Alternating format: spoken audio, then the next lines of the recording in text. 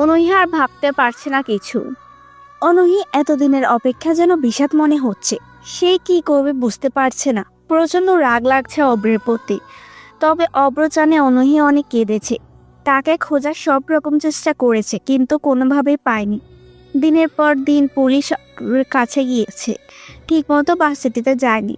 অব্র গোসল করে বের হয়। অবের চুলগুলো বেশ গোছালো, টি শার্ট পরে মাথার পানি মুছতে মুছতে বের হলো। অনূহী তাকিয়ে আছে অব্রের দিকে। অব্র বলে, কি হয়েছে? মুড অফ আপনার? আমি আসলাম বলে মুড অফ করে ফেললেন? এতদিন অনেক শান্তিতে ছিলেন আপনি, তাই না? আপনাকে জ্বালাতাম না, আপনাকে কোথা থেকে এসে ফুল দিয়ে প্রপোজ করতাম না। ভয় নিয়ে ঘুমোতে হতো না আপনার। হয়তো ভাবতেন ঘুমোলে আমি কি না কি করব। অনেক ভালো ছিলেন আমি জানি, কিন্তু কি আর করার। আর একটা মাস অপেক্ষা করুন, তারপর আপনি পার্মানেন্ট মুক্ত আমার থেকে। এখন তো একটু হাসুন।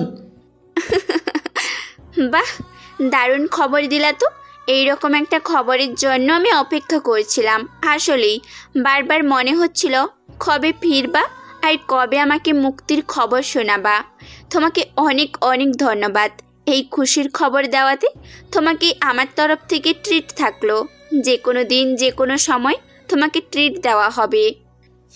ঠিক আছে, আমি অপেক্ষাতে রইলাম। ট্রিট দিতে ভুলবেন না। অনূহী কোনো কথা বলল না, রুম থেকে বের হয়ে যায়। মেজাজটা এতটাই খারাপ লাগছে, অনূহীর ইচ্ছে করছে অব্রের দুই গালে ইচ্ছে মতো চর বসিয়ে দিয়ে আসতে। কিন্তু অনূহী আর অব্রের আর কিছু বলবে না, কারণ অনূহী মনে করে রাগ দেখানো, চট দেওয়া, বকাঝোকা করা সবকিছু অধিকার থাকা মানুষের সাথেই করতে হয়। যেখানে এসব প্রেম নেই, অধিকার নেই, সেখানে এসব করাটা কেবল জোর জুলুম করা হবে। অনূহী অব্রেকে আর বিরক্ত করতে চায় না। সে মনে মনে বলে, মানছি মানছি আমি তোমাকে ইগনোর করেছি, তোমাকে অবহেলা করেছি সব সময়, তোমাকে অপমানও করেছি অনেক, কিন্তু তাই বলে কি একটুও বুঝবে না সে আমাকে? আমি তো সরি বলেছিলাম, কেঁদেও ছিলাম ওর জন্য। আর তাছাড়া আমার চোখের নিচে কালো দাগ কি ওর নজরে পড়ছে না? নাকি দেখেও অভ্র কিছুই দেখছে না? সে এত খারাপ কেন?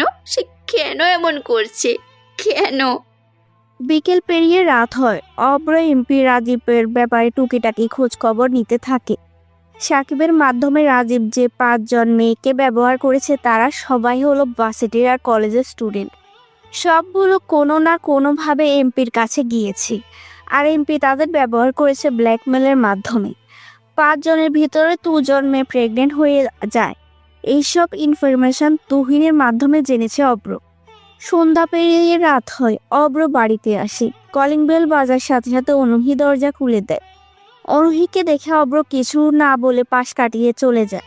অনূহী হতাশ হয় মনের দিক দিয়ে, কারণ এর আগে কখনো এমন হয়নি। অনূহী দরজা খুললে অব্র কোনো না কোনো কথা কিছু বলতোই, কিন্তু এখন অব্র তাকে এড়িয়ে চলছে।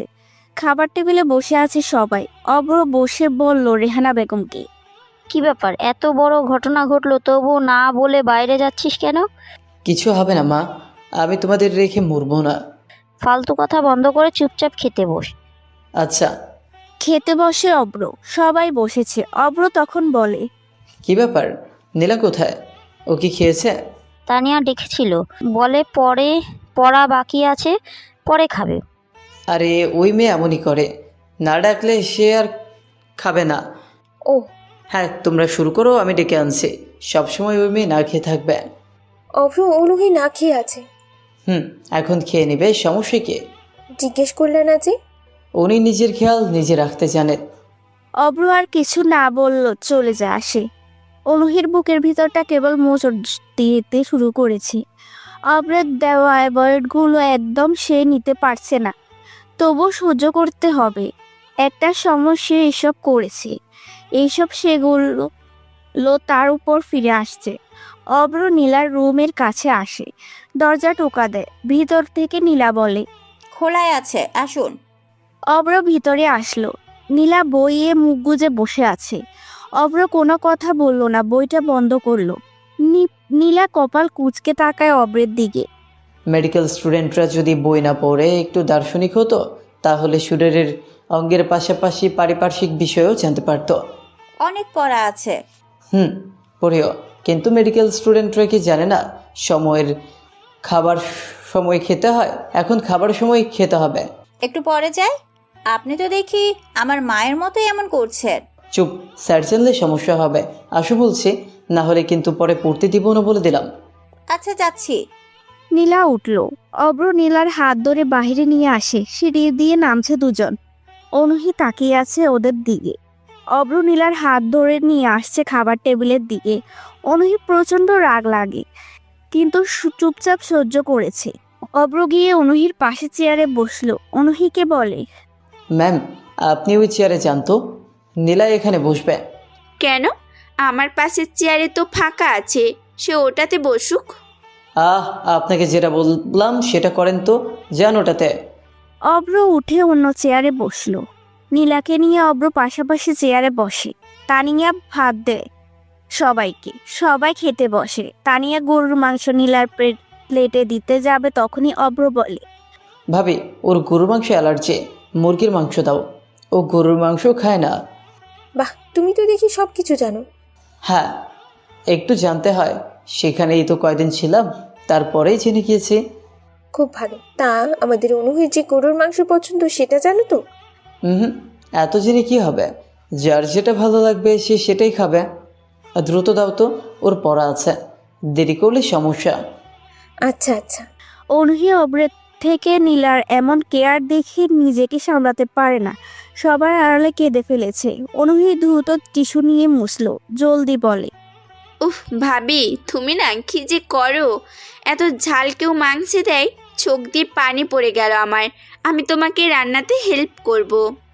আচ্ছা করিও, এখন খাও তো, অনেক রাত হয়ে গেছে। ও মা, নীলা কিন্তু অনেক ভালো খিচুড়ি রাঁধতে পারে। তাই নাকি? তোরও তো আবার খিচুড়ি অনেক পছন্দ, তাহলে নীলাকে বলিস রান্না করতে। আপনি তো বলেননি আপনার খিচুড়ি অনেক পছন্দ। এমনিতে কেউ তো জিজ্ঞেস করে না আমার পছন্দ কে, আমার কি লাগবে, আমার কোন জিনিস অপছন্দ, এইসব কেউ তো জানতে চায় না, তাই বলিনি। ও তাই নাকি? আচ্ছা, আমাকে বলবেন কি আপনার পছন্দ? আমিও খিচুড়ি রাঁধতে পারি। পারো? তুমি রাখতে পারো? হ্যাঁ পারি, সবই পারি আমি। তাহলে একদিন অনুহি খিচুড়ি করবে, আরেকদিন নীলা। অনুহির কথাগুলো বলে অব্রের দিকে তাকিয়েছে। ভেবেছিল অব্র অবাক হবে, কিন্তু অব্র অনুহির দিকে তাকায় না। দ্রুত খাবার শেষ করে ওরা। সবাই আগে নীলার খাবার শেষ করে রুমে চলে আসে। কিছু সময় পর অব্র আর অনুহি খাবার শেষ করে নিজেদের রুমের দিকে যেতে থাকে। নীলা দরজার কাছে দাঁড়ালো। অব্রকে দেখে নীলা বলল, আমার রাতে কফি খেতে হয়, কিছু মনে না করলে কফির ব্যবস্থা করা যাবে? হ্যাঁ যাবে, তুমি রুমে বসো, আমি কফির ফ্লাক্স নিয়ে আসছি। থ্যাঙ্কস। অব্র ঘুরে তাকায়। নীলার রুমে চলে গিয়েছে। অনুহি দেখতে পায়। অব্র অনুহির পাশ কাটিয়ে চলে যেতে থাকে। অনুহির সামনে এসে দাঁড়ায়। অব্র বলে, কি সমস্যা, কিছু বলবেন? তোমার কি সমস্যা? আমাকে কেন এড়িয়ে চলছো বলো। আপনাকে সাথে নিয়ে চলার কথা ছিল নাকি? জানতাম না তো। দেখো অভ্র, তুমি বেশি বাড়াবাড়ি করছো, কিন্তু আমার কিন্তু সহ্য হচ্ছে না। এক্সকিউজ মি, আমি কি করলাম? আপনাকে তো কিছু বলিনি, তাহলে করলামটা কি? আর আপনার সহ্য করা দিয়ে আমি কি করব? মারবেন নাকি? আপনি পারেন মারতে, এছাড়া কখনো ভালোবাসতে পারবেন না। অভ্র, আমাকে আপনি করে বলা বন্ধ করো। কেন, আপনি কি আমাকে তুই করে বলবেন? এক মিনিট, আপনি আমাকে এখনো তুই করে বলেননি তো, কি সমস্যা? তোমার সমস্যা আমাকে বলো। দেখো, রাগ উঠাবে না অভ্র, আমার সত্যি এসব সহ্য হচ্ছে না। তা কোনটা সহ্য হচ্ছে না শুনি? তোমার সাথে ওই মেয়েটার ন্যাকামি একদমই সহ্য হচ্ছে না। কেন, কি সমস্যা? আমার তো সহ্য হয়েছিল মিস্টার সুমন সাহেব যখন আপনার চুল ধরে টানছে, গালে নাকে হাত দিচ্ছিল, হাত ধরে বসেছিল, খুব ভালো লাগছিল। তাহলে আপনার কি সমস্যা? আর তাছাড়া আপনি আপনার হাজব্যান্ডকে অন্যদের সামনে হাজব্যান্ডের পরিচয় দিতে লজ্জা বোধ করেন, সংকোচ করেন, তাহলে আমি যা ইচ্ছে করি আপনার তাতে নিশ্চয়ই কিছু আসে যাবে না, তাই না? দেরি হয়ে যাচ্ছে, নীলার জন্য কফি বানাতে হবে। অব্র কথাগুলো বলে সেখান থেকে চলে যেতে থাকে। অনুহি আবার সামনে এসে দাঁড়ায়। অব্রের দিকে রাগে দৃষ্টিতে তাকিয়ে বলে, তুমি কফি বানাতে পারো? হ্যাঁ পারি, কেন পারবো না? এটা জানি না কেন আমি। আপনি কখনো জানতে চেয়েছেন নাকি? ওহ, আপনি জানতে চাইবেন কেন? আপনার কাছে আসতে যেখানে অধিকার লাগে সেখানে এইসব জানার কোনো দরকার নেই, তাই না? আমার জানতে হবে আর কি কি পারো। আমি বলতে বাধ্য নেই। বাই দ্য ওয়ে, আপনি কি জেলাস? কি? মানে না, কেন জেলাস হব? জেলাস হওয়ার কোনো মানেই হয় না। তোমার মতো ছেলের জন্য কখনো জেলাস হবও না আমি। রাইট, জেলাস হওয়ার কোনো কারণ নেই। ধন্যবাদ। কেন ধন্যবাদ কেন? ওই যে ভাগ্যিস আপনি বাসুরাত থেকে আমাকে অপমান করে অ্যাভয়েড করে দূরে সরিয়ে রাখছিলেন। তা না হলে আজকে আমি আমার মনে ভালোবাসাটা বুঝতে পারতাম না। মানে? বুঝে নেন। অব্র আর কোনো কথা বলে না, সেখান থেকে দ্রুত চলে আসে। অনহি চোখ দিয়ে পানি পড়তে শুরু করে। রাগে ওর সব কিছু ভাঙতে ইচ্ছে করছে, কিন্তু কিছু করার নেই। কিন্তু অব্র কি বোঝালো? সে কি অন্যের প্রেমে পড়েছে? অব্র কি অন্যকে ভালোবাসার ইঙ্গিত দিয়েছে? অনহি দ্রুত রুমে আসে, দরজা আটকে কাঁপতে শুরু করে। তারপর অব্র রুমে আসে অনেক রাতে। অনহি ঘুমাতে দেখে সে কাচুমাচু টাইপ হয়ে শুয়ে আছে। অব্র এগিয়ে আসে, বালিশ ছাড়াই শুয়ে আছে অনহি। অনহির মাথার নিচে বালিশ গুজে দেয়, তারপর কাঁথাটা অনহির গায়ে দিয়ে চলে আসে। তখনই অনহি অব্রের হাত ধরলো, হাতটা নিজের কোলে নিয়ে পেঁচিয়ে ঘুমিয়ে পড়ে। অনহি জানেই না কিছু, সে পুরো ঘুমের দেশে পাড়ি জমিয়ে ফেলেছে। অব্র বসলো বিছানার উপর, অনহির কপালে হাত বুলিয়ে দিতে থাকে, আর অনহি অব্রের হাত পেঁচিয়ে ঘুমিয়ে পড়ে। ভোরের দিকে অব্র নিজেকে ছাড়িয়ে নিয়ে সোফায় ঘুমিয়ে যায়। সকালে অনহির ঘুম ভাঙে। ঘুম ভাঙতে দেখতে পায় সে ভালোভাবেই শুয়ে আছে, গায়ে কাঁথা দেওয়া, মাথার নিচে বালিশ দেওয়া। কিন্তু ওর ঠিক মনে আছে কাঁদতে কাঁদতে সে বিছানায় ঘুমিয়ে পড়েছিল। তাহলে এভাবে সে কখন ঘুমালো? অব্রের দিকে নজর যায়। অব্র শুয়ে আছে সোফাতে। রুমে এতদিন সোফা ছিল না, অব্র আনিয়েছে আজকে। অব্রের কাছে আসে অনহি, অব্রের কপালে একটা চুমু বসিয়ে দেয়, তারপর বিছানায় এসে কাঁথা মুড়ে দিয়ে আরেকটু ঘুমালো। আবির, রাজীব এখন নেই। শুনেছি রাজ কোমা থেকে বের হয়েছে। সে অনেকটা সুস্থ। ও কিন্তু তোর উপরে অ্যাটাক করবে যে কোনো সময়।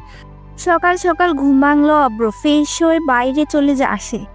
বাড়িতে তখন প্রায় সবাই ঘুমিয়ে, তবে অব্র সকাল থেকেই জেগেছিল। অনহি এসে ওর কপালে চুমু দিয়ে যখন কাঁথা মুড়ি দেয়, অব্র তখন জেগে মুচকে হাসে সে।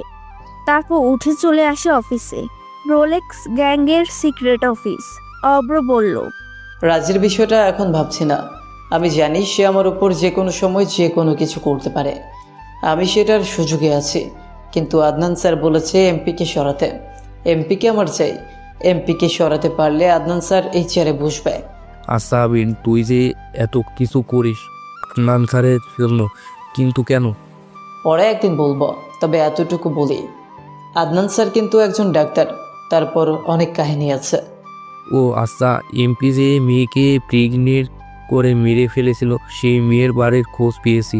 আমরা সব ইনফরমেশন কালেক্ট করেছি। তুই কিন্তু সাবধানে থাকবি। ঠিক আছে ভাই। অব্র চলে আসে সেখান থেকে। অনহির কথা ভাবে, অনহি কিভাবে আরো জেলাস ফিল করানো যায় সে প্ল্যানে মাথায় ঘুরতে থাকে। অব্র কতগুলো চকলেট কিনলো।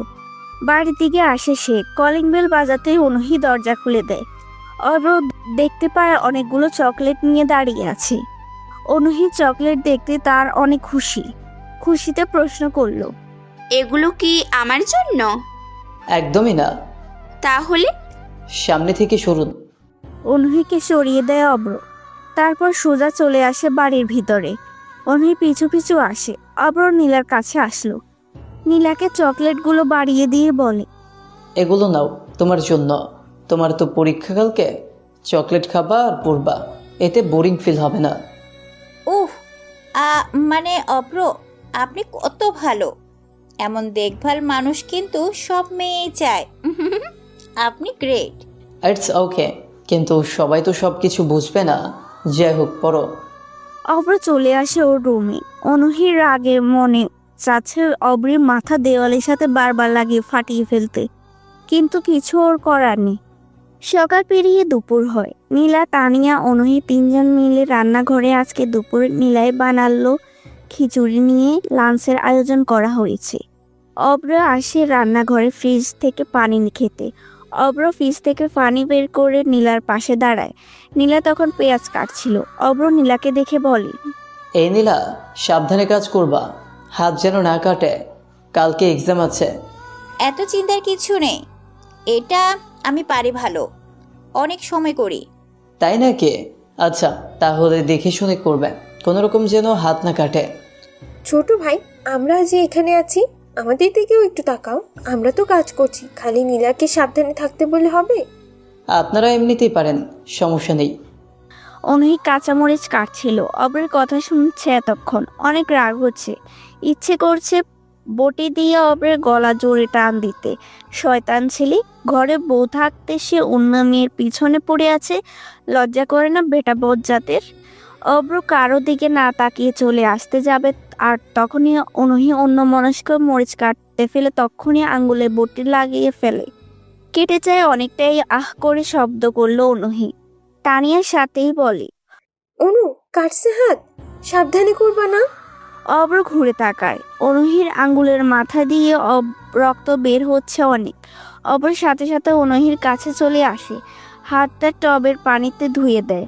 তানিয়াকে বলে, ভাবি, বরফ দিন তো বের করে জলদি, সাবধানে কাজ করবেন না। স্যাবলন নিয়ে আসেন তো, কতখানি কাটছে, ইস। অব্রর কথাটা বলে অনহির কাটা হাতের আঙুলটা নিজের মুখে পড়ে নিয়ে নীলা, তানিয়া, এমনকি অনহি অবাক হয়ে অব্রের কাণ্ড দেখে। জিভ দিয়ে অব্র অনহির কাটা আঙ্গুলের মাথা ঘষতে থাকে। অনহি কোনো কথা বলছে না, কেবল চোখ দিয়ে একটু একটু করে পানি পড়ছে। 2 মিনিট এভাবেই রাখার পর তানিয়া বরফ এনে দেয়। অব্র গালে ঠোঁটে রক্ত লেগে আছে কিছুটা। অব্র স্যাবলন দিতে যাবে তখনই অনহি বলে, আমি আমি স্যাবলন দিব না, অনেক জ্বলবে, এমনিতেও অনেক জ্বলছে, দিব না স্যাবলন। চুপ, ঠাস করে একটা চড় দেওয়া উচিত আপনাকে। দেখে শুনে কাজ করতে কি হয়, হ্যাঁ? কাজের সময় মন কোথায় থাকে? বটিতে বসে অমনোযোগী কাজ, ধুর, কি যে করেন না আপনি। চোখ মন দুটোই কি বাইরে খুলে আসছেন? অব্রের ঝাড়ি খেয়ে অনহি চমকে যায়, ভয়ে চুপসে যায় অনহি। নীলা অবশ্য অবাক হয়েছে, কিন্তু অনহি চমকানো দেখে হেসে ফেলেছে। তানিয়া ভাবিও হাসতে থাকে। কিছু সময় কাটা জায়গাতে বরফ লাগিয়ে রান্নাঘর থেকে বের হয়ে আনে অনহিকে। সোফায় বসায়। তানিয়া আর নীলা রান্নাঘরে রান্না করতে বিজি হয়ে পড়ে। অব্র স্যাবলন লাগিয়ে তুলা দিয়ে জায়গাটা ভালোভাবে পরিষ্কার করে দেয়। অনেক জ্বালা করে। অনহি অব্রের শার্ট চেপে ধরে। অব্র দিকে তাকিয়ে থাকে সে। অব্র অনহির কাটা জায়গায় মলম দিতে দিতে সুন্দর করে ব্যান্ডেজ করে দেয়। ব্যান্ডেজ লাগাতে লাগাতে বলে, আপনার আজকে আর কোনো কাজ করা লাগবে না, চুপচাপ বসে থাকবেন। কাটা জায়গা ভেজাবেন না, অনেকটাই কাটছে। খাবার খেয়ে ব্যথার মেডিসিন খাবেন। দেখে শুনে কাজ করতে কি হয় আপনার? সব সময় কিছু না কিছু করবেনই। এভাবে কাজ করলে যদি বড় কিছু হয়? তাতে কি, আমার তো আর কেউ নেই যে সাবধানে কাজ করতে বলবে, ভালোবেসে আদর করে। আমাকে যারা বলে তারা বকাঝকা দিয়েই বলে, কিছু কখনো ভালোভাবে বলেনি। আচ্ছা, তাই নাকি? তা এখন বলছি ভালোভাবে সাবধানে কাজ করবেন, যেন আর কোথাও না কাটে, ওকে? লাগবে না, আমি চেয়ে নিলাম বলে তাই। আমার লাগবে না সিম্প্যাথি। নিজে থেকে যদি কেউ দেয় সেটা আলাদা বিষয়। এই হলো মেয়ে মানুষের সমস্যা। যখন কোনো পুরুষ নিজ থেকে ভালোবাসা, আদর, কেয়ার দিতে চায়, তখনই সেটাতে তারা বিরক্ত, লাগবে না করে। অথচ সেই পুরুষই যখন দূরে সরে যাবে, তখন মেয়ে মানুষের কথায় যদি কিছু দিতে চায়, তখনই তাদের শুনতে হয় চেয়ে নিচ্ছি বলে দেওয়া হচ্ছে, লাগবে না। হায় রে বেটি মানুষ। ওই বেটি মানুষ বলবা না, মেয়েরা এরকমই। মেয়েরা রাগ করে, সেই রাগেও ভালোবাসা থাকে। মেয়ে মানুষ বিরক্ত হলে চলে যেতে চায়, কিন্তু রাগ করলে আরও ভালোবাসা চায়। বুঝতে হবে পুরুষদের এগুলো। নিজেরা কিছুই বোঝে না, খালি বেটি মানুষ খারাপ, তাই না? অব্র কিছু বলল না। অনহির কথা শুনে চুপ হয়ে গেল। অনহি অব্রের দিকে তাকিয়ে আছে। অব্রর মাথা নিচু করে নে। অনহি মনে মনে বলে, আমার হাত কাটছে, তাতে তোমার কি? তোমার চোখে মুখে চিন্তার ছাপ কেন? মানুষকে সাবধান করবা না? করো, যাও, আমার হাত কাটলে তোমার কি? কেন ছুটে আসছো?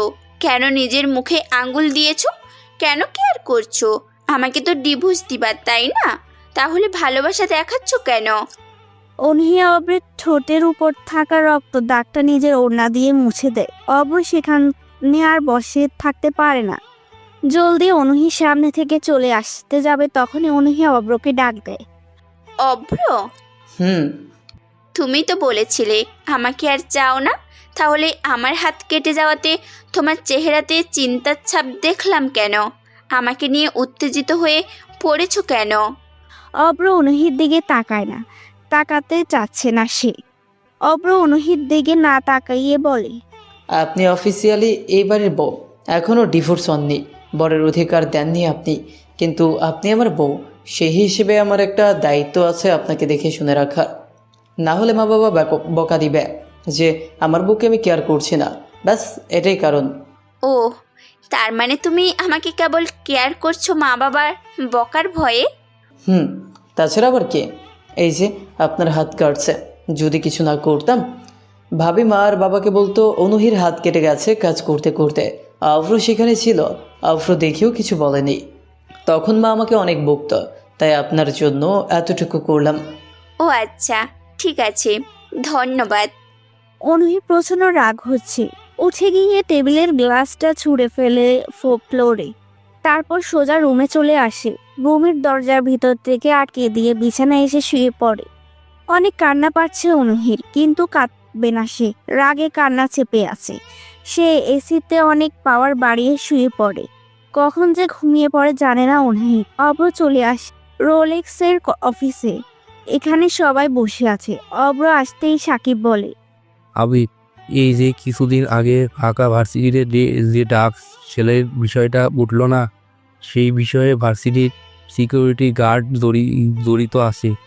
আমরা খোঁজ নিতে গিয়ে এটা পেয়েছি, আর সেই মেয়ের পরিবারের সাথে কথা বলেছি। জানতে পারি মেয়েটাকে চাকরির নামে করে এমপি তাকে নিয়ে আসে, তারপর এমপি একটা গোপন বাড়িতে রেখে সেখান থেকে এমপি দিনের পর দিন মেয়েটার উপর নির্যাতন করে। মেয়েটা না পারতো পালাতে, না পারতো সাহ করতে। এখন মেয়েটা কোথায় আছে কেউ জানে না, হয়তো খুন হয়েছে। গ্রেট, আমাদের ওই দারোয়ানের সাথে কথা বলতে হবে। দারোয়ান আমাকে চেনে, হয়তো সে তোমাকেও চিনবে। দারোয়ানের সাথে আমার বন্ধু নেহালের একটু খাতির আছে, নেহালের মাধ্যমে ওনাকে তুলে আনার ব্যবস্থা করছি। অব্র কথাগুলো বলে নেহালকে কল দেয়। নেহাল প্রথমে কলটা রিসিভ করে। বন্ধুদের সাথে ছিল নেহাল। হঠাৎ অব্রের কল সবার থেকে দূরে এসে বলে, কিরে মামা, তোকে ফাঁসিতে দেখি না। সেই যে বাসায় আসলি, কোথায় ছিলি এতদিন বললিও না ঠিক মতো। থানা পুলিশ করে পায়ের জুতা পাতলা হয়ে গিয়েছিল, আর এখন তুমি চান্দু ভুলে গেছো? না রে, ভুলবো কেন? আর বাচ্চাদের মতো কথা বলা অফ কর। শোন, একটা কাজ আছে। দারোয়ান লতিফকে চিনিস না? হ্যাঁ চিনি, আমার সাথে তো ওনার বেশ খাতির আছে। কেন, তাকে নিয়ে কি হবে? তোর কাজ হলো লতিফকে যেভাবেই হোক আমার কাছে আনতে হবে। আমি তোকে লোকেশন পাঠাচ্ছি, সেই লোকেশনে চলে আসবে। কিন্তু কেন? তিনি বা শুধু শুধু আমার সাথে যাবে কেন? এইটা তোর কাজ। আরেকটা কথা, এটা কাউকে বলা যাবে না। আর ভার্সিটি শেষ হতে যাচ্ছে, এখনই কর। অব্র ফোনটা কেটে দেয়। নেহাল বোকার মতো ফোনের দিকে তাকিয়ে থাকে। অব্র যেহেতু বলেছে, নিশ্চয়ই কোনো কারণ আছে।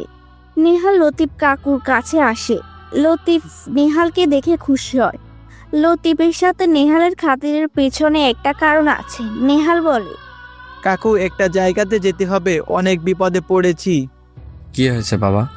আমার গার্লফ্রেন্ড আছে না, ও বেড়াতে গিয়েছিল ওর কয়েকটা কাজিনদের সাথে। এখন সেখানকার কিছু ছেলেরা মিলে ওদের সবাইকে কর দিয়েছে। আমার মুরব্বি বলতে আপনি ছাড়া কেউ নেই এসব শেয়ার করার জন্য। আপনি মেয়ের বাবা হয়ে যাবেন, তাকে নিয়ে আসতে হবে। ও, এই ব্যাপার? আচ্ছা ঠিক আছে, চলো। ওরা দুজন একটা ট্যাক্সি নেয়। তারপর অব্রের পাঠানো লোকেশনের দিকে যেতে থাকে। রাজীব পলাতক, কিন্তু কেন?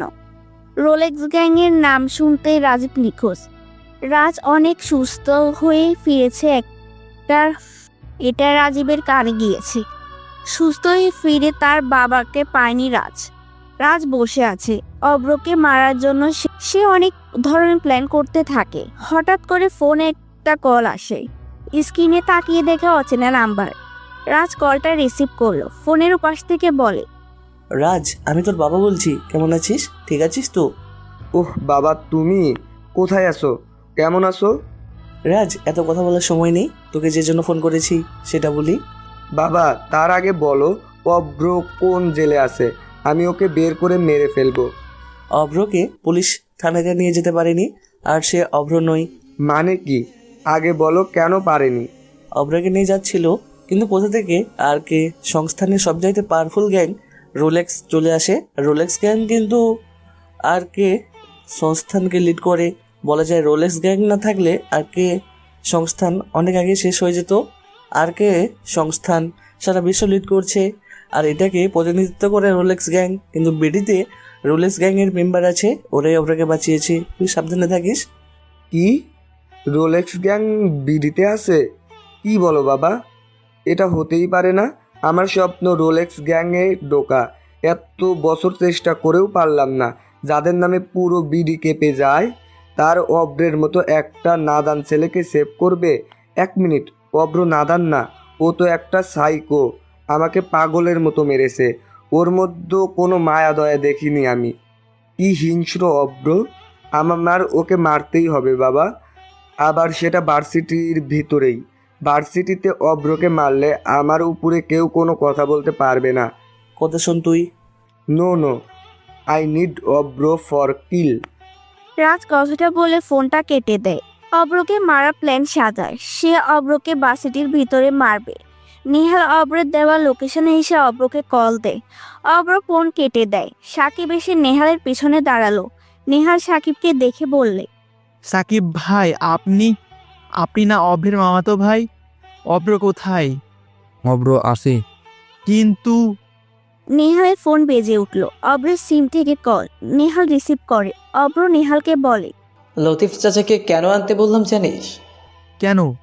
চাচা আমাদের ভার্সিটির মেইন ড্রাগ সাপ্লায়ার, মানে রাজের খাস লোক। কি বলিস? কিভাবে সম্ভব? সবই সম্ভব। সাকিবের সাথে তুই চাচাকে নিয়ে আয়, বাকিটা তুই দেখতে পারবি। অব্র কথা মতো সাকিব নেহাল ও লতিফ চাচাকে নিয়ে যেতে থাকে। কিছু সময় হেঁটে একটা ঘর দেখতে পায়। এটা জঙ্গলের ভিতরে। অব্র দেখতে পায় বারান্দায় দাঁড়িয়ে সিগারেট খাচ্ছে। ওরা 3 জন রুমে প্রবেশ করলো। লতিফ নেহালকে বলে, তোমার গার্লফ্রেন্ড কই? এটা তো অভ্র। তাহলে তোমার গার্লফ্রেন্ডকে কি অভ্র আটকে রেখেছে? লতিফের কথাগুলো শেষ করতে সাকিব এসে ঠাস করে একটি চড় বসিয়ে দেয় লতিফের গালে। লতিফ কিছুটা ছিটকে পড়ে। নেহাল চিৎকার করে ওঠে। অব্র বলে, চাচা, আপনাকে তো আমি ভালো মানুষ ভাবতাম।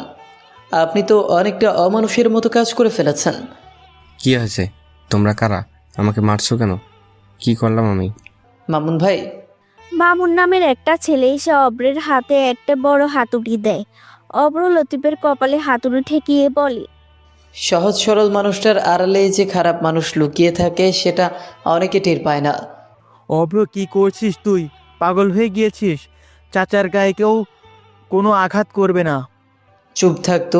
চাচা শোনেন, আপনাকে লাস্ট অ্যান্ড ফার্স্ট কোশ্চেন, রাজের হয়ে কত টাকার ড্রাগস সেল করেছেন ভার্সিটিতে? সময় মাত্র 10 সেকেন্ড অ্যান্সারের জন্য। এরপর কি হবে আপনার তো ধারণার বাইরে। ভাই, ইলেকট্রিক শকের ব্যবস্থা করেন। লতিফ ঘাবড়ে যায়। ভয়ে আশেপাশে তাকায়। অব্র গুনতে থাকে। শেষে 3 সেকেন্ড বাকি থাকতেই লতিফ অব্রের পা জড়িয়ে ধরে বলে, বাবা, মাফ করে দাও। আমি কি করব বলো? আমি রাজকে মারার জন্য ওর দলে যোগ দিয়েছিলাম। কি? রাজকে মারতেন? হ্যাঁ, ওর বাবা রাজীব আমার মেয়েকে চাকরির নাম করে নিয়ে আসে। আমার মেয়েকে একটা বাড়িতে আটকে রাখে রাজীব। দিনের পর দিন আমার মেয়ের উপর নির্যাতন করে। কুত্তার বাচ্চা রাজীব। আমার মেয়েকে রাত দিন অনেকবার ধর্ষণ করে রাজীব। বাবা হয়ে আমি কেবল শুনেছি, চেয়ে চেয়ে দেখেছি। রাজ এসব জানে না, তার বাবার কীর্তি জানে না কিছুই। আমার মেয়েটা সুইসাইড করে, লাশটা ওরাই নদীতে ফেলে দেয়। সেদিন সিদ্ধান্ত নিয়েছিলাম রাজীবের উপরে প্রতিশোধ নেব। কোনো থানা পুলিশ করতে দেয়নি। আমার মুখ বন্ধ রাখার জন্য আমাকে ভার্সিটির দারোয়ানের চাকরি দেয়। তারপরে ভেবেছিলাম রাজকে আমি মারব, সেজন্য ওর দলে আমার যেতে হবে, তাই ওর ভাই আমি কাজ করছি, আমাকে মাফ করে দাও। সবকিছু শোনার পর সেখানে থাকা সবাই চোখ দিয়ে টোপ করে হলেও পানি পড়ে। অব্র জোরে শ্বাস নিয়ে বলে, চাচা চিন্তা নেই, রাজ মরবে, তবে সাকিব ভাই যা বলবে সেভাবে আপনি কাজ করবেন। আপনার কোনো ভয় নেই, আমরা আছি, সাকিব ভাই বুঝিয়ে দেন। অব্র কথাগুলো বলে সেখান থেকে বের হয়, সাথে নেহালও আছে। অব্র বাড়ি আসে, কলিং বেল চাপে, কিন্তু কেউ দরজা খুলে না। নেহালের করা প্রশ্নগুলো মনে পড়ছে অনেক। নেহাল বারবার করে জানতে চেয়েছে যে অব্র কি করে, কিন্তু অব্র বলেছে সময় হলে জানাবে। কথাগুলো ভাবতে ভাবতে আবারও কলিং চাপে। তানিয়া ভাবে এসে দরজা খুলে। অব্র বলে, আপনি? অনুহি কোথায়? ও তো রুমে, সেই যে রুমে গিয়েছিল আর বের হয়নি। ডেকেছিলাম কিন্তু কোনো রেসপন্স পাইনি। মেডিসিন খেয়েছে? দুপুরে খাবারই খেলো না, আর মেডিসিন? এই মেয়েটা যে কি করে। আচ্ছা খাবার বাড়েন তো দেখি কি হয়েছে। অব্রের কথা মতো তানিয়ে খাবার বেড়ে দেয় প্লেটে। তারপর দরজার কাছে আসে অব্র। দরজা টোকা দেয় অব্র। বাহির থেকে বলে, দরজা খুলুন, ভেতরে আসব। কোনো শব্দ হলো না। খট করে দরজা খোলার শব্দ হয়। অব্র ভিতরে এসে অবাক। পুরো ঘরে যেন বরফ পড়ার অবস্থা। এত ঠান্ডা কেন? তাপমাত্রা যে 20 ডিগ্রির নিচে। উফ, এই মেয়ে যে কি করে! অব্র দ্রুত এসি অফ করে দেয়। অনুহি বিছানায় এসে বসেছে। অব্র আসলো, অনুহির দিকে তাকিয়ে বলে, কি সমস্যা আপনার? এভাবে এসির পাওয়ার বাড়িয়ে দিয়ে কি করেছেন চেহারার? রক্ত শূন্যতা দেখা যাচ্ছে। তাতে তোমার কি? আমার কি মানে? কি বলেন? হ্যাঁ, সমস্যা নেই, তোমার মা বাবা জানবেও না। আমার কিছু হলে তোমাকে বকবেও না। কি আজব। আচ্ছা যাই হোক, মেডিসিন নিতে বলেছিলাম, খাবারও না খেয়ে মেডিসিন না নিয়ে শুয়ে আছেন।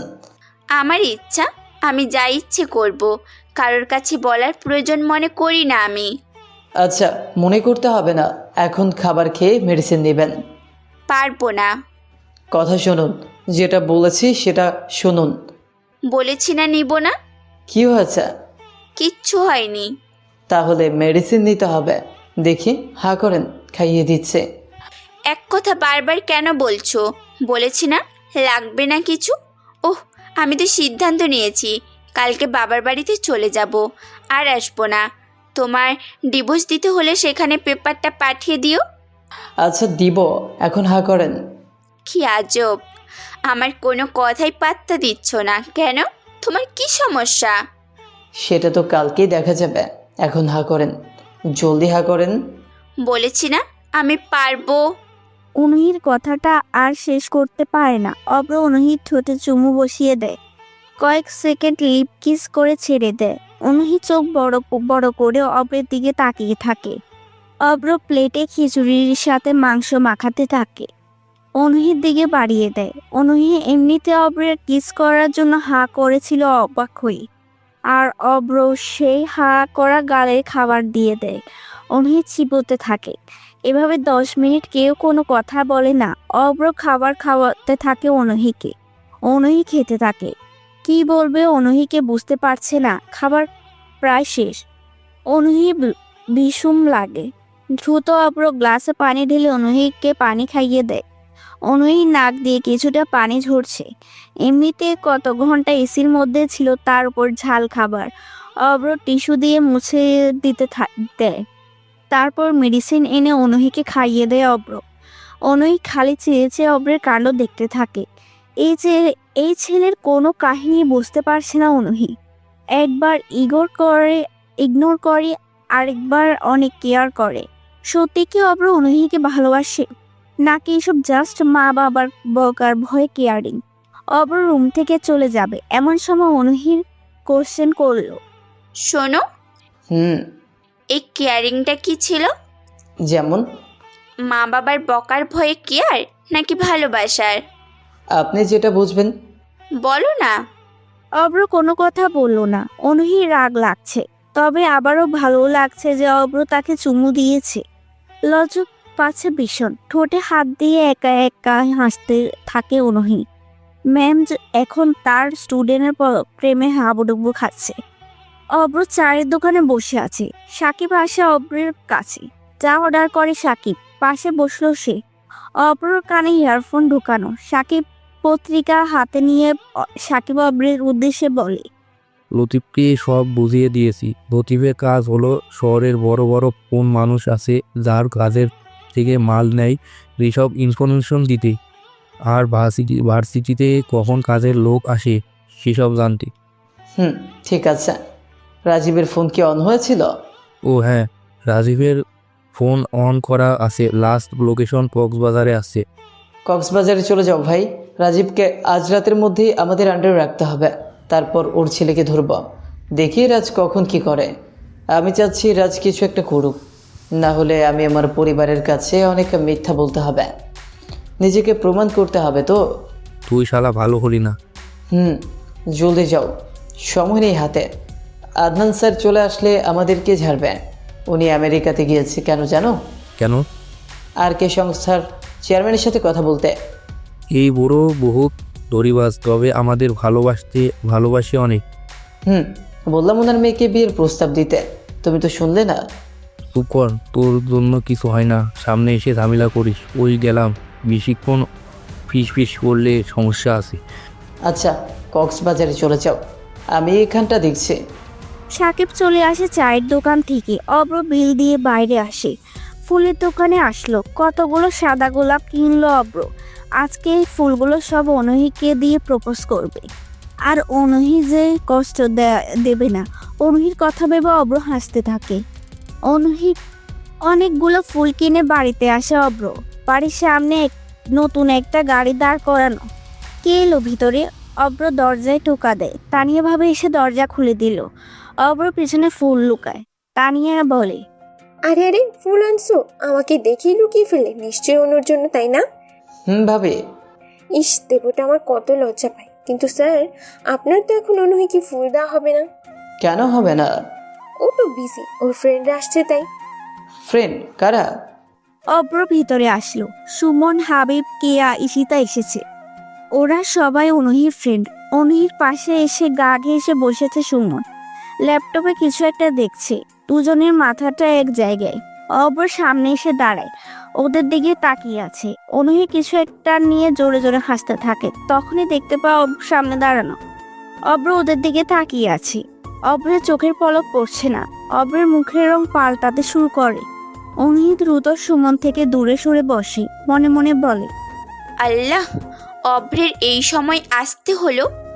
এতক্ষণ সুমনকে এড়িয়ে চলছিলাম, সে ভয়ে কাছেই যাচ্ছিলাম না, ঠিক সেটাই হলো। আল্লাহ বাঁচাও, আমি নির্দোষ, আমি অব্রকেই ভালোবাসি। অব্র হাতের ফুল নীলাকে দেখতে পায়। অব্র নীলার কাছে এসে বলে, এই নাও, এইগুলো তোমার জন্য। নেহাল মানে আমার বন্ধুর আজকে লাভ অ্যানিভার্সারি ছিল, তোমার জন্য নিয়ে আসলাম। অব্র তাকায় সুমনের দিকে।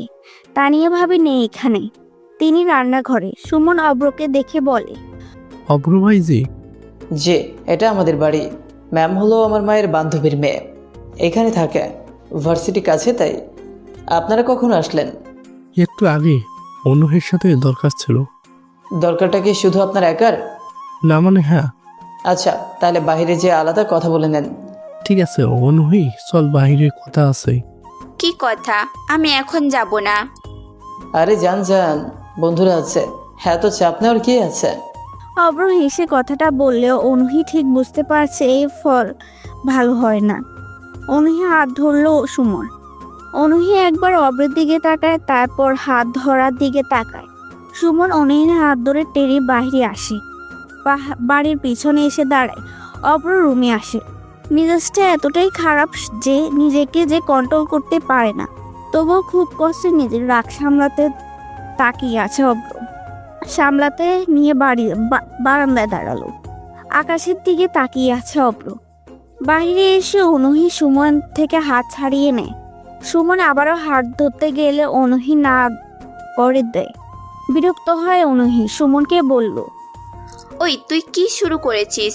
হুটহাট আমার হাত ধরবি না তো, মেজাজ খারাপ হয়। অব্র নিচের দিকে তাকায়। সুমন আর অনহিকে দেখতে পেল। ওদেরকে দেখে চলে আসতে যাবে, তখন সুমন অনহিকে জড়িয়ে ধরে। অব্র এটা দেখে সেখানে আর দাঁড়ালো না, রুমের ভিতরে চলে আসে।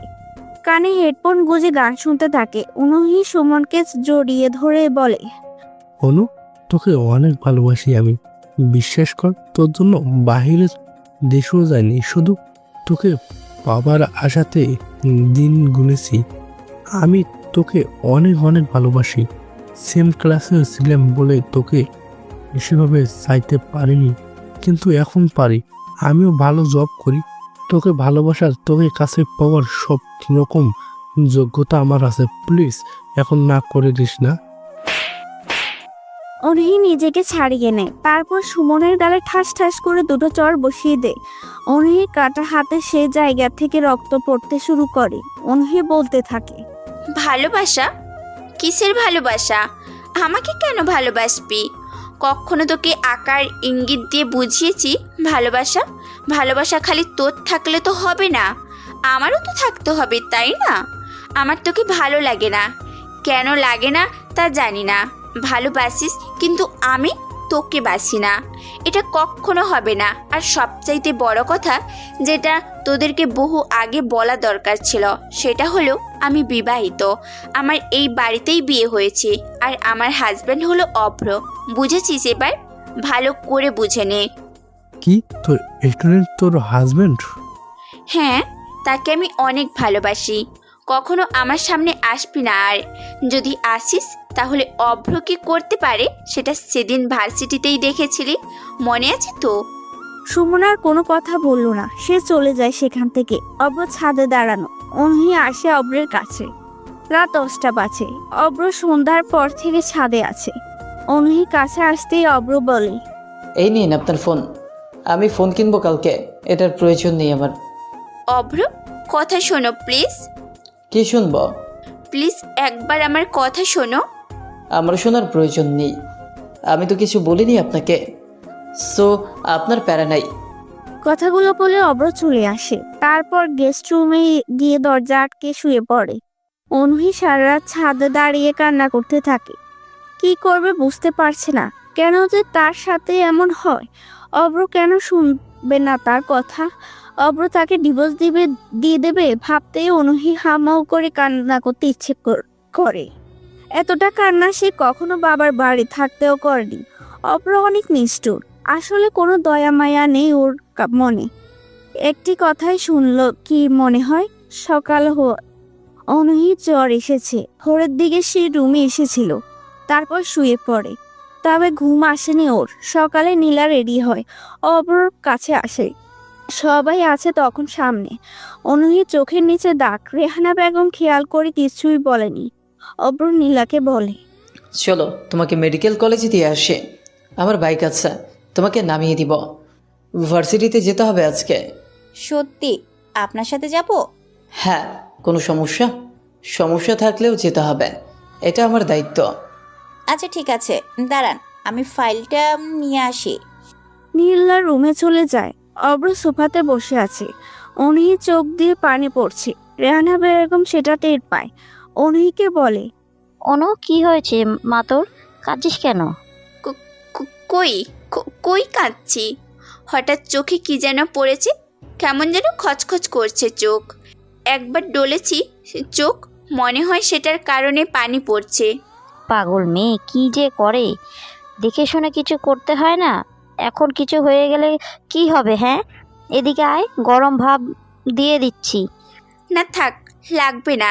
আমি ভার্সিটিতে যাব, আমার ছুটি শেষ। ও আচ্ছা, তাহলে রেডি হয়ে নে।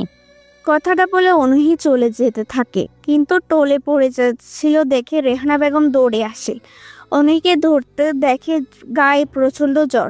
অব্রকে ডাকে, অভ্র, অনুর গায়ে জ্বর বলিসনি কেন? দেখ তো, গা পুড়ে যাচ্ছে একদম।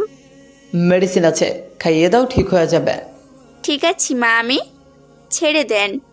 না, ঠিক নেই। অভ্র, ডাক্তারের কাছে নিতে হবে অনুকে। নীলা আসে। অব্র বলে, বের হলাম। অব্র কোনো দিকে না তাকিয়ে নীলাকে নিয়ে বের হয়। নীলাকে বাসিটিতে নামিয়ে দেয়। অয়ন ডাক্তার নিয়ে আসে, অনুহিকে মেডিসিন দেয়। অব্র বাসিটিতে আসে। বাসিটির পরিবেশটা পুরো থমথমে হয়ে আছে। মনে হচ্ছে যেন কেউ নেই। চারপাশ একদম ফাঁকা ফাঁকা লাগছে, কিন্তু কেউ নেই। গেটের দারোয়ান চাচাকেও দেখেনি অব্র। তাহলে স্টুডেন্টরা কি কেউ আসেনি? না না, এখনো তো ক্লাস চলছে না, শুরু হতেই অনেক বাকি। তাহলে সবাই কোথায়? অব্র নেহালের নাম্বারে কল দে।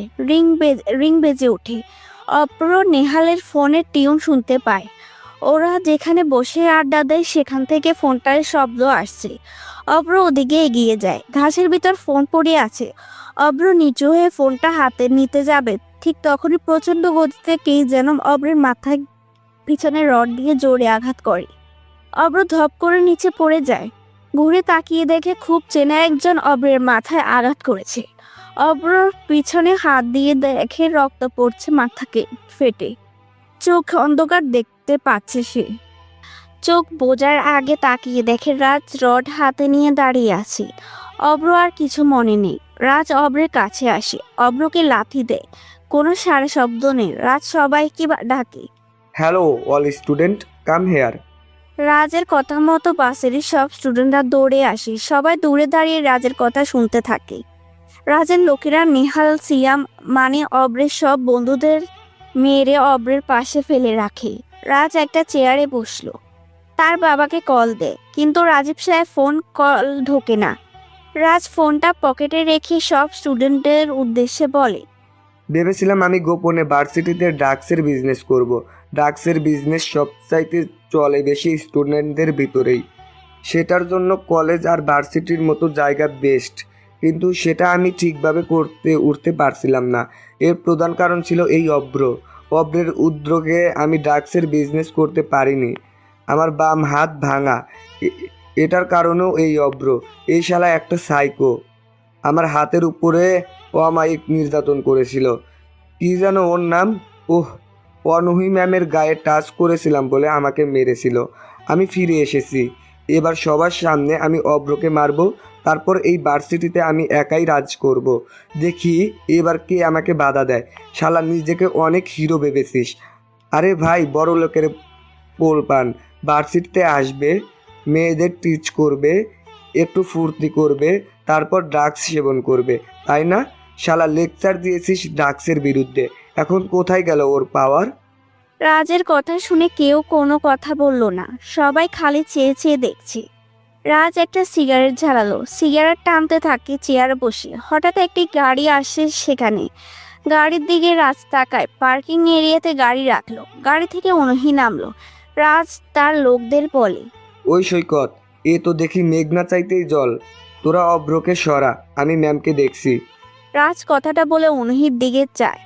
অনহি নিজের মতো হেঁটে ক্লাসের দিকে আসতে থাকে। মনটা ওর অনেক খারাপ। অব্রকে অনেকবার কল করেছে, কিন্তু প্রথমে রিসিভ করেনি অব্র। তবে একটু আগে থেকে অব্রের ফোন বন্ধ। কিছুতেই অনহির সংযোগ দিতে পারছে না। অনহি আরও বেশি মন খারাপ হয় সুমন অব্রের কথা ভেবে।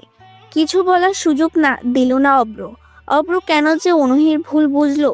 যদি অব্রের জায়গায় অনহি থাকতো এরকম কাজ করত, কিন্তু তাই বলে কি কোনো কিছু বলার সুযোগ দিবে না অনহিকে?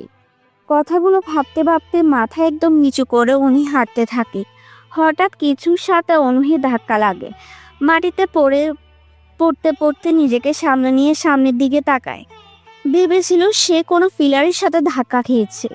না, দেখে হাঁটার ফল এটাই। কিন্তু অনহির ভুল। সামনে রাজ দাঁড়ানো। রাজ হাসছে। অনহি বিরক্তিতে মন খারাপ, অসহ্য ঘৃণায় রাজের প্রতি প্রচণ্ড রাগ উঠে যায়।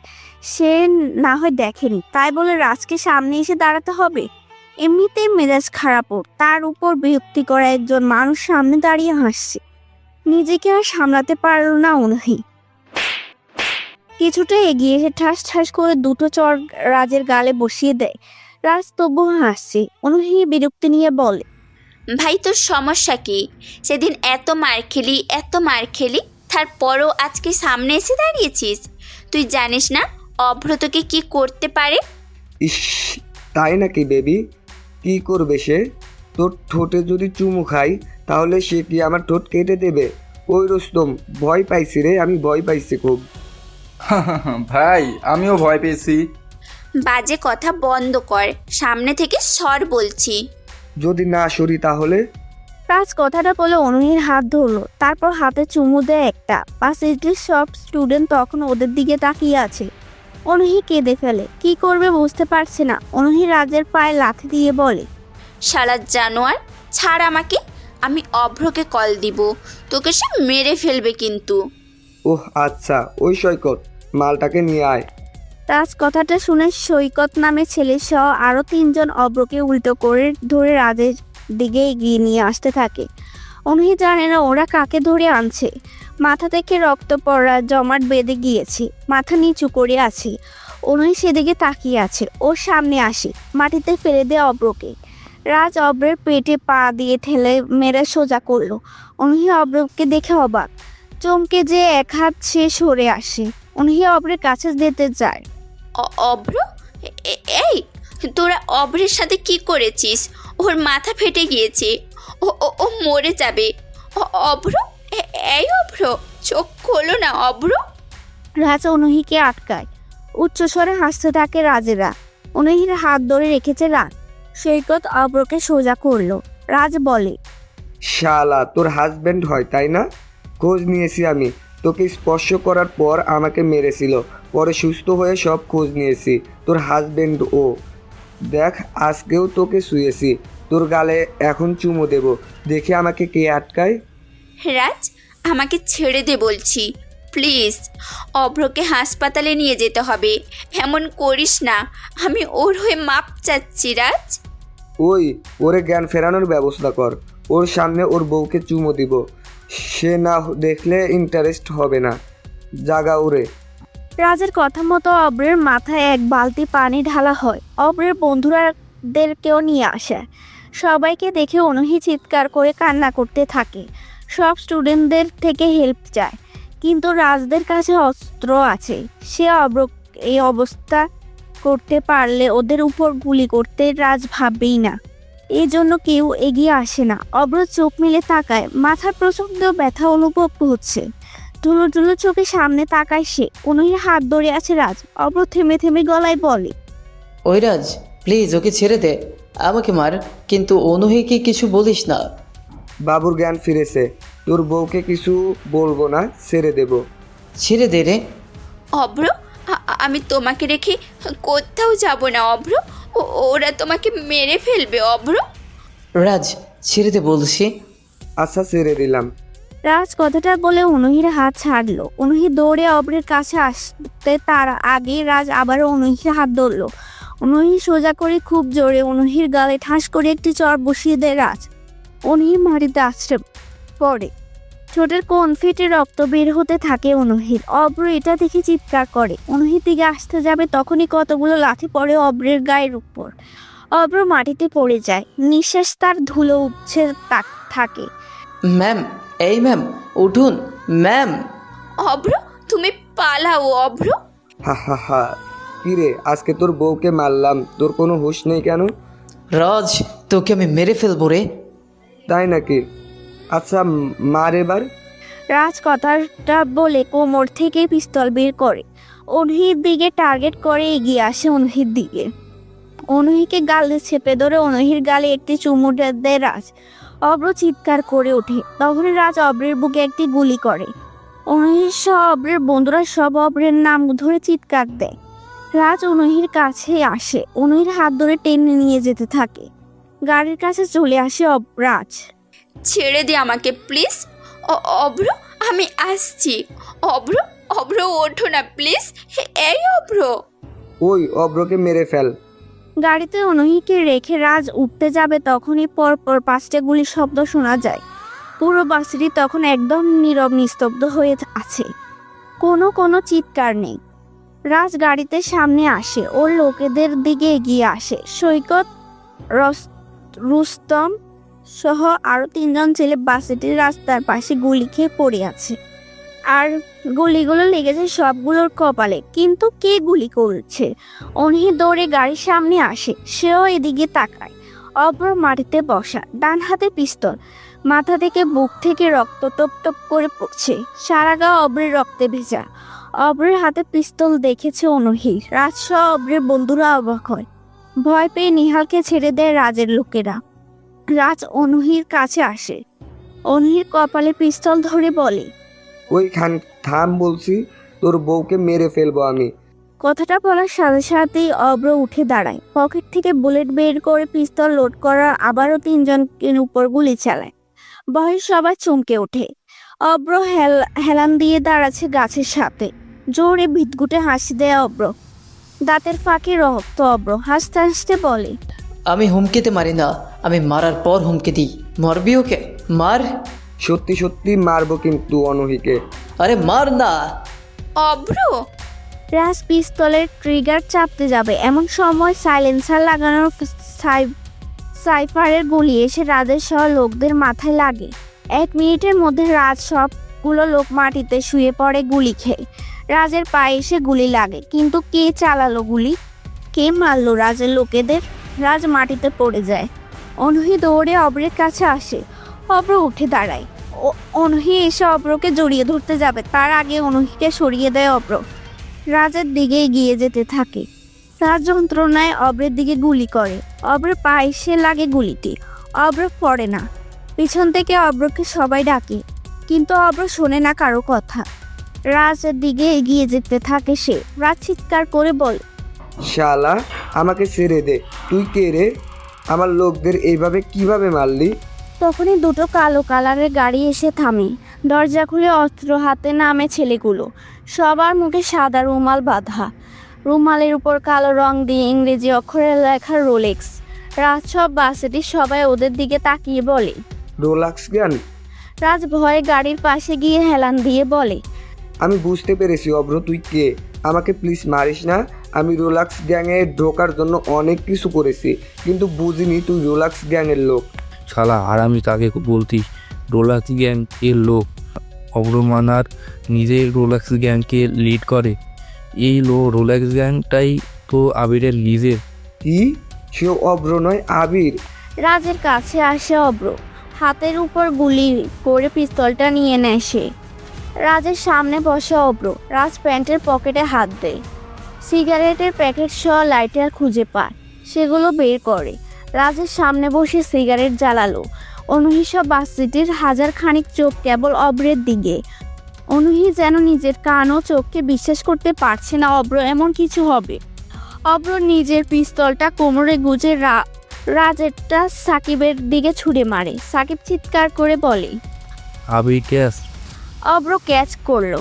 একটি ভারী হাতুড়ি অব্রের হাতে। সিগারেট টানতে টানতে অব্র গম্ভীর গলায় বলে, বলেছিলাম না অনুহিকে ছেড়ে দিতে, ওর সাথে কিছু করবি না। শুনিসনি আমার কথা? ওকে চোর মারলি, ওর গলে চুমুও দিলে, এখন কি হবে তুই বল? ভাই, আমাকে ছেড়ে দেন প্লিজ। আমার বাবা কিন্তু এমপি, সে আপনাদের সবাইকে মেরে ফেলবে। ওই সাকিব ভাই। অব্র কথা মতো রাজীবকে গাড়ি থেকে বের করে রোলেক্সের লোকেরা। রাজীবকে বীভৎসভাবে পিটানো হয়েছে, তবে জ্ঞান আছে। রাজের পাশে আনা হয় তাকে। রাস্তার বাবাকে এমন অবস্থায় দেখে কেঁদে ফেলেছে। চিৎকার করে বলে, তোরা সুস্থ মানুষ নাকি সাইকো? একটা মানুষকে এতটা অমায়িক নির্যাতন করেছিস? প্লিজ আমাদের ছেড়ে দে। রাজ, তোকে বলছিলাম রোলেক্স গ্যাং আছে, তুই বিশ্বাস করলি না। এখন কে বাঁচাবে আমাদের? বাবা, তোমার কিছু হবে না, আমি দেখছি তো। অব্রের সিগারেটটা খাওয়া শেষ। অনুহির দিকে তাকায় অব্র। অনুহি ভয়াত্মক দৃষ্টিতে তাকিয়ে থাকে অব্রের দিকে। অব্র আরও মজা পায়। অব্রের চোখে বুঝে আসে নিঃশ্বাস কেবল হালকা হতে শুরু করেছে। অব্র আর দেরি করে না, জোরে হেসে উঠে। ডান হাতে থাকা হাতুড়ি দিয়ে অব্র রাজের ঠোঁটের মানে দাঁতের উপরে 10 বার জোরে জোরে লাগাতার বাড়ি দিতে থাকে। রাজ চিৎকার দিতেও পারছে না, বরং অব্রের এমন সাইকোপ্যাথিক আচরণ দেখে অনুহি অজ্ঞান হয়ে যায়। তার বন্ধুদের মধ্যে মেয়েরা বমি করে ফেলেছে। অব্র রাজের কপালে বারবার আরও 15 বার হাতুড়ি দিয়ে মারে। রাজের মাথা ফেটে আলাদা হয়ে যায়। রাজ মারা যায়। অব্র উঠে দাঁড়িয়ে রাজীবের বুকে 2টো গুলি করে ধপ করে পড়ে যায় মাটিতে।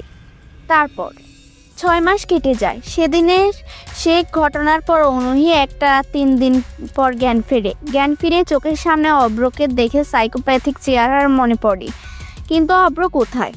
জ্ঞান ফিরে অব্রকে খুঁজছিল অনুহি, কিন্তু অনুহি অব্রকে খুঁজে পায় না। সারা বাড়ির প্রতিটি হাসপাতাল, থানায়, কারখানা, পরিচারার জায়গা কোথাও বাদ দেয়নি অনুহি খুঁজতে অব্রকে। অনুহির আগের মতো কথা বলে না, হাসে না। অব্র হয়তো মারা গিয়েছে, এজন্য তাকে আর খোঁজ পাওয়া যায়নি। অব্রের কথা ভেবে অনুহি নীরবে কাঁদে। খালি সে আর নেই হয়তো। অব্রের শেষ ভালোবাসাটিও বলা হয়নি ওর।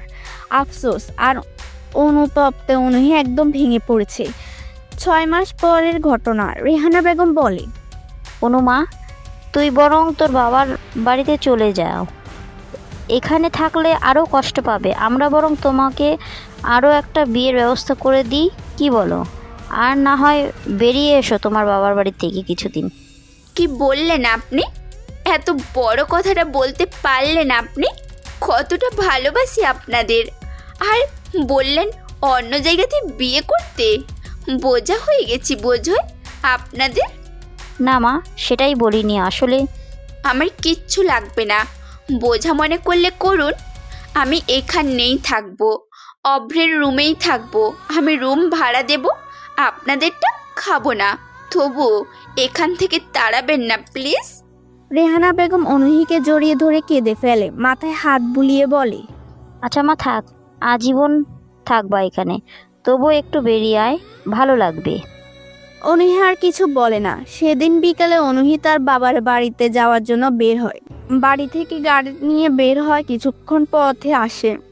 তখনই একটি গাড়ি ওর সামনে এসে দাঁড়ায়। অনুহি গাড়ি থামালো। সামনে থেকে 4 জন ছেলে দৌড়ে আসে। গাড়ির গেট খুলে অনুহিকে বের করে, টেনে নিয়ে নিজেদের গাড়িতে তোলে। মুখ টেপ দিয়ে পুরো চোখ ঢেকে নেয় অনুহির। তারপর অনুহি চোখ বাঁধে। সে দাঁড়িয়ে আছে কোথাও, হাতের বাঁধন খুলে দেয়া হয়েছে। ফুরফুরে বাতাস আসছে, বাতাসে অনুহি চুলগুলো উড়ে যাচ্ছে। সে চোখ থেকে কালো কাপড় সরায়। সে একটি ছাদে দাঁড়ানো, সামনে একটি সমুদ্র। কিন্তু সে কোথায়? এখানে কেন তাকে নিয়ে আসা হয়েছে জানে না অনুহি। সমুদ্র থেকে মনটা ভালো হয়ে যায়। অনুহি চারপাশে চোখ বোলাতে থাকে। ছাদের এক কোনায় কে যেন সমুদ্রের দিকে মুখ করে দাঁড়িয়ে। অনুহি দ্রুত হেঁটে যায়। কে আপনি? আমাকে এখানে তুলে আনা হয়েছে কেন? ছেলেটি ঘুরে তাকায় অনুহির দিকে। অনুহির সামনে দাঁড়িয়ে থাকা ছেলেটিকে দেখে চমকায়। নিজের চোখেকে যেন বিশ্বাস করতে পারছে না। এই যে অব্র দাঁড়িয়েছে। অব্রকে দেখেই চিৎকার করে তার নাম ধরে ডেকে বুকে ঝাঁপিয়ে পড়ে অনুহি। জড়িয়ে ধরে কান্না করতে করতে বলে, তুমি তুমি এখানে? তুমি ঠিক আছো? জানো তোমাকে কত কত জায়গায় খুঁজেছি, একবারও কি সামনে আসা যায় না তোমার? কত অপেক্ষা করতে হয়েছে তোমার জন্য। জানো তুমি তুমি আমার থেকে কেন চলে যেতে চাও বারবার? কেন চাও বলবে? তুমি কেন বোঝো না আমি তোমাকে কতটা ভালোবাসি? সেদিন সুমন আমাকে প্রপোজ করেছিল, সত্য। আমি তাকে চড়ও দিয়েছিলাম। তোমাকে কখনো ভালোবাসি বলা হয়নি আমার। আমি তোমাকে বড্ড ভালোবাসি অভ্র, বড্ড ভালোবাসি। আমি জানি সেটা। সব জানতে তাহলে কেন এমন করতে আমার সঙ্গে? কেন ইগনোর করতে? কেন হারিয়ে যাও? বলো কেন এমন হলো? আসছে এত উত্তেজিত কেন? এতগুলো প্রশ্ন করলে কোনটা রেখে কোনটার উত্তর দিব? সব কিছুরই উত্তর চাই। অব্র অনুহিকে থেকে নিজেকে ছাড়িয়ে নেয়। সমুদ্রের দিকে তাকিয়ে অনুহিকে বলে, আমি হলাম একজন মাস্তান, তবে আর কে সংসার হয়ে কাজ করি। এই সংসার কাজ কি সেটা তো তুমি জানোই। সংস্থার কাজ হলো সব দেশের মধ্যে সন্ত্রাস, ড্রাগস বিজনেসকারীদেরকে খুঁজে বের করে তাদেরকে শেষ করা। প্রতিটা দেশে এই সংস্থার একটা করে গ্যাং আছে, আর আমাদের দেশের গ্যাংয়ের নাম রোলেক্স। আর কে সংস্থার অনেক মালিক থাকলেও এই সংস্থার কাছে গ্যাং হলাম আমরা। আদনান সাহেবের মাধ্যমে, মানে নীলার বাবার কারণে এই আর কে সংস্থার সাথে যুক্ত হই, গড়ে তুলি রোলেক্স গ্যাং। ছদ্মবেশে থাকতাম আমি। রোলেক্স গ্যাংয়ে আমার নাম আবির। সেদিন ভার্সিটিতে সাকিবেরাই আমাকে এইখানে নিয়ে আসে। যাই হোক, জানি আমি মাস্তান, তবুও তোমাকে ভালোবাসি। আমার সাথে থাকতে হলে এইসব কিছু মেনে নিয়েই থাকতে হবে। যদি না পারো তাহলে তোমাকে তোমার জায়গাতে আবার রেখে আসবো। অনুহি কিছু সময় সমুদ্রের দিকে তাকিয়ে থাকে। সমুদ্র থেকে দূরে একটি বাড়ি, বেশ চমৎকার জায়গা। অনুহি অব্রের কাছে যায়। এক হাত জড়িয়ে কাঁধের মাথা রেখে বলে, সারা জীবন তোমার সাথেই থাকতে চাই, তবে শর্ত হলো সাধারণ পাবলিক যেন জানে না তুমি কে, কি করো তুমি। অব্র মুচকি হাসে, অনহিকে জড়িয়ে ধরে বুকে চেপে নেয়। Thank you ma'am. ম্যাম? ওই আমি তোমার কিসের ম্যাম? হ্যাঁ, আপনি আমার ম্যাম বউ। আপনি? আমি তোমার আপনিতেই আছি। তুমি করে বলছিলা তো, সুন্দর ছিল তো। হুম, আপনাকে তুমি বলতে কেমন লাগে? আপনিতেই থাকুন।